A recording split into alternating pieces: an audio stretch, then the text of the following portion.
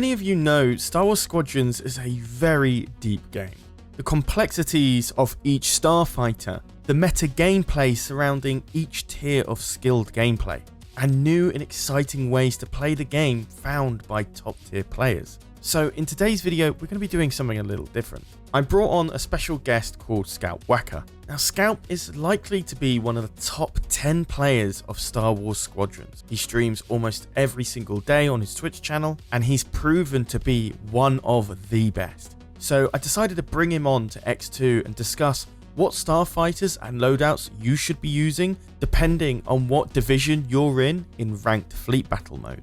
So if you're finding yourself stuck in Hot Shot or Valiant, or perhaps you're really trying to push for Galactic Ace, we hope this video is useful for you. And of course, a massive thanks to ScalpWakka for joining me on this video. His social media links will be in the pinned comment down below if you wish to check him out. So without further ado, let's dive right into the video.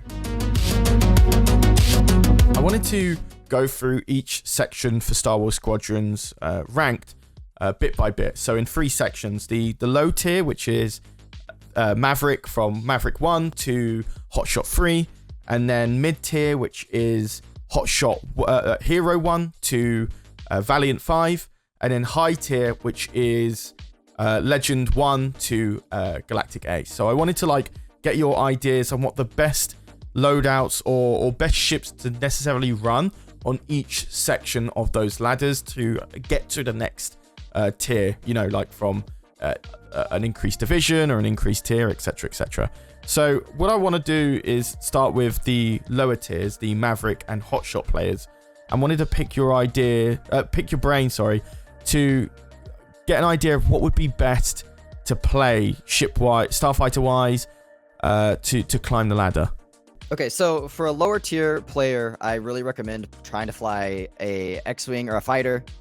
You can fly interceptors, but X-Wings tend to be very versatile and you can do a lot of the jobs yourself. So at a low tier, I tend to run the standard lasers. You can run burst, it's a little harder to hit your shots. Standard lasers tend to be better. Barrage rockets and an ion torpedo, at least on the first phase, just to get those frigate shields down. After that, you can switch to a concussion missile or your missile of preference. A lot of these components are really fluid. I run particle burst, seeker warheads are also okay, a reinforced hull, a resonant shield, and a standard engine on my X-Wing. And then on my TIE fighter, let me hop over to that hangar. TIE fighter is essentially the same thing. I would run the reinforced hull as well, just because you don't have any shields on a TIE fighter. It's really important that you keep that health up and stay away. You will lose a little bit of maneuverability, but you're tanking those shots and people are going to struggle to hit you as it is. So this is, I'm assuming for the TIE fighter, if we're primarily focusing on the TIE fighter, for Maverick and Hotshot, this is both for attack and defense, or is there a separate ship for defense? So on defense, if you want to do everything yourself, you can swap to a bomber. Bombers are really strong on defense,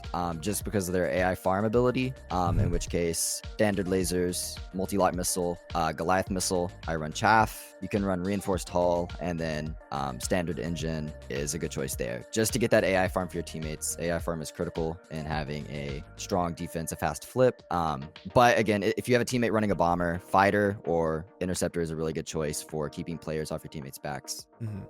And when you're on the attack, say you're on the flagship, one of the things that I had to take a bit more time to understand by playing the game was what subsystems to focus on first. So I'm interested in what subsystems you should focus on first for a Star Destroyer or an MC-75, pretty much in order essentially. Okay, so the subsystem targeting priority is typically the same in every single game you're in. Always go shield gens first. Shield generators should be the first thing down. It makes your attack so much easier, and typically you just win the game outright at that point. Once the shield gens go down, you want to try and get power systems within that same phase. If you don't, no big deal. Power systems are the next to go. After that point, just hit the hull breaches, and that's game. Targeting system at the moment, we haven't found a really strong reason to justify taking the time to kill it. But I guess if you got the shot or it's weak, just go ahead and take it out. Okay, no, that's brilliant. Just to clarify, you recommend AI farming in defense. Do you also recommend doing that for the beginning of the game where it decides whether you're going to be attacking or defending? Yeah, so in what we found is AI farming right off the break in that opening dogfight phase is really strong. It doesn't take but like 5 to 10 in that range to get the flip if you get a kill. Once people start dying, it gets a little more hairy, but 5 AI kills and then 1 player kill tends to get the flip. I don't know the exact numbers on that, but close to that, right? So 5 to 10 AI, 1 or 2 player kills to get a really quick flip. If a team doesn't take a bomber, but the other team does, you're at a really strong disadvantage, and you gotta immediately get that bomber dead. And just to clarify, when we mean by AI farming with the bomber, it's running the multi-lock missile as the bomber, where you can then focus on AI only in your priority wheel, and then taking out all those AI fighters in like a 3 or 4 missile lock, because they come in like a V squadron towards your side of the map, and then taking those out. So that can be very effective. What do you recommend running alongside the multi-lock missile for the bomber?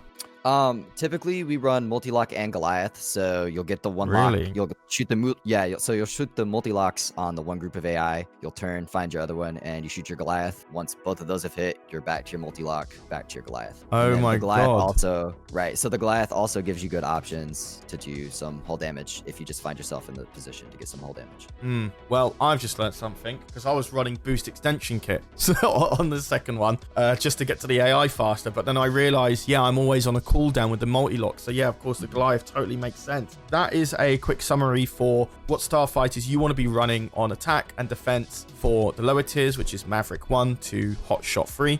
So we're moving up into the medium tier players, which is Hero 1 up to Valiant 5. So I just wanted to grab your ideas on what starfighters you should start prioritizing in these type of queues for attack and defense.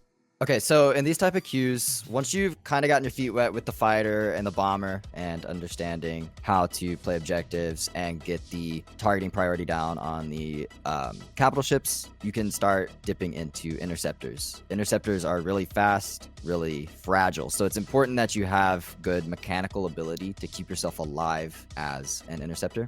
My builds they are different depending on the faction because both interceptors play very differently.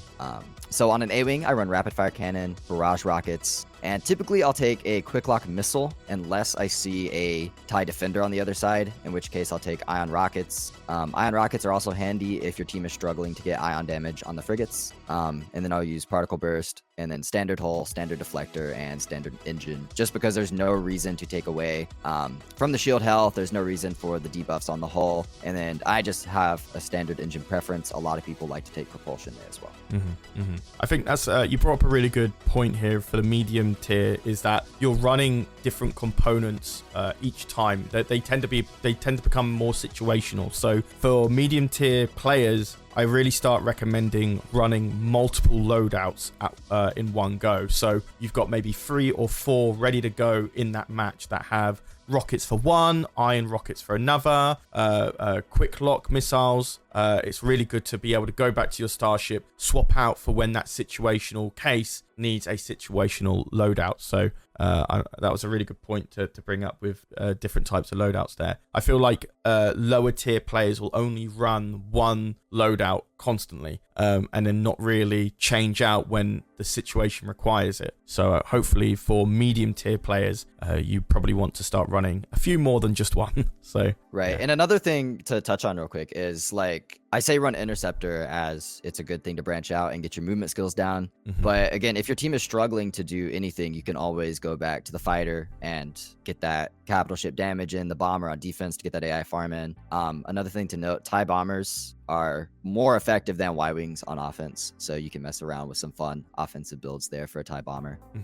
But you're setting yourself up here to be a diversified player, right? And adapt to any situation that your teammates might throw at you or the enemy team might throw at you. I said that the interceptors play very differently. They do. TIE interceptor cannot heal itself, and it's very fragile. So A-Wings are fragile, TIE interceptors are more fragile. So I run standard lasers on mine just for that extra DPS, especially because you have shunting, so you don't have to worry about that recharge rate there. I take repair system as my auxiliary just to heal that hull, just to get mimic that A-Wing shield health. And then I'll take the barrage rockets just because they're really good good at hitting tanky stuff and interceptors that get lazy. And then I'll take chaff, standard hull, and the twin ion engine on that one. So just to quickly clarify on that one. So for A-Wing, do you run Reflect or a Sensor Jammer as an auxiliary, and then Supply Droid for a TIE Interceptor? So you absolutely could. Again, like these components, you can find a use for everything in the game. So for Reflect, Sensor Jammer, A-Wing, you're really trying to get the drop. You're not going to be getting a lot of kills. A-Wing struggle DPS-wise against really tanky Empire teams. So Sensor Jammer will keep you alive, but you're not going to be getting a lot of kills. So you're either going to be picking off weaker targets or getting backline and just trying to get damage on their AI farmer or their support ship just to force them back to the hangar rather than going for kill. Fascinating. I did not know that. That's man, I'm learning something new in every bloody tier we're doing here. So yeah. There's always something to learn. Yeah, definitely, because Eckhartsladder made a video on EcksToo covering his deadliest loadout for Interceptor, which was Reflect Hull, rockets, and then everything else pretty much standard for A-Wing and Interceptor. But I did notice you were running Supply Droid for that survivability. So that was a really interesting take, that you're there to suppress the team and not necessarily chase down for a kill. So right. Yeah. So also, this may be getting a little off topic, but the way I play Interceptor is very non-confrontational. So you could do that, right? And Sensor Jammer on a TIE Interceptor, or it's effective, right? You just had to pick your fights and know what you're doing with it. So I take Repair System mainly so the person that is targeting me continues to target me, and I can extend that fight out as long as possible. Because if I have 1 or 2 A-Wings chasing me down in my TIE Interceptor, and this goes for the A-Wing as well, I am taking 2 players out of the fight without killing them. And so even if they kill me, the 15, 20, 30 seconds they're chasing me around, my teammates are getting damage in and getting kills. And that's a very, very good point. Very, very good point. Alrighty, so just to quickly summarize, you recommend Interceptor for attack and also on defense, or maybe Bomber if there is no Bomber on the on your team for AI farming? Right, so Interceptor is good on both phases. It's really good at getting those quick kills on defense and getting in to prevent missiles being shot at your frigates. If there is no AI farmer on your team, you should absolutely try to fill that role, because it is necessary to prevent as much damage as possible from coming in. Alrighty, so we're going to quickly shift over to our final tier of all 3, which is the high tier players from Legend 1 all the way to Galactic Ace. So these are probably going to be the top 10% of players, maybe even less, like maybe top 5% of players. So here we're probably going to get a bit more technical. So if you feel a bit confused and it's a bit overwhelming, please understand that you'll get to this part of gameplay the more you play and the more hours you put into it. I know it's pretty difficult to summarize, this is what you play on attack, this is what you play on defense. So I'm going to give you a bit more free form on this one, on situational basis, on what you should play against the enemy team. Okay, so this is where support ships get really interesting. At lower tiers, it's really hard to keep a support player alive, and solo queuing as support could just be like miserable to do. So if you've got a team and you're 5 stacking, a support can be game changing. You could literally play the game on easy mode if the other team doesn't have one. I recommend running, as Empire here, Tactical Shield and the Mark. You could run Resupply if your team is going for like the tanky TIE, tanky bomber builds. And then just chaff, reinforced hull, fortified deflector, and then any of the engine choices. I stick with standard. But supports, they're so you're staying back line, you're trying to keep your teammates in the fight as long as possible, and your targeting beacons prevent the enemy from being able to use their countermeasures. So your interceptors, if they're running quick locks or whatever, the enemy's not going to be able to countermeasure that. They're going to have to evade it, but it also increases the damage coming into them. So it's kind of twofold there, and it's really, really important that is on the fields. Ion cannons or standard cannons, pick your poison there. So at high level, support ships are almost necessary, but they can have their weaknesses, especially if your team is struggling to get kills on players or consistently keep your bombers alive and stuff. This is the tier you also will see effective TIE Defender and potentially B-Wing play. We don't know enough about those ships yet to make an effective judgment. At least I don't, so I don't want to go too in depth there. But this is really where team composition comes into play here. Like if you've got 4 interceptors on your team, you're not going to have a good time. So just the broader strokes of team composition, 1 or 2 interceptors, preferably 2. And it's also faction specific. So New Republic can get away with 3 interceptors and 2 fighters, like on an offensive attack if they're not running a support. Or on defense, they need to go 1 Y-wing. So 2 interceptors, 2 fighters, 1 Y-wing, or 3 interceptors, 1 fighter, 1 like it really depends on what your goals are. And it's really hard to go into detail about team composition without understanding exactly what your team is trying to do in each phase, because you could do many things. I've seen teams totally ignore AI farm, mark the raider, get a quick kill on the raider and get 1 player kill and you're good to go. Like that is effective too. If the enemy team doesn't see it coming, it's a quick like 1-2 punch, right?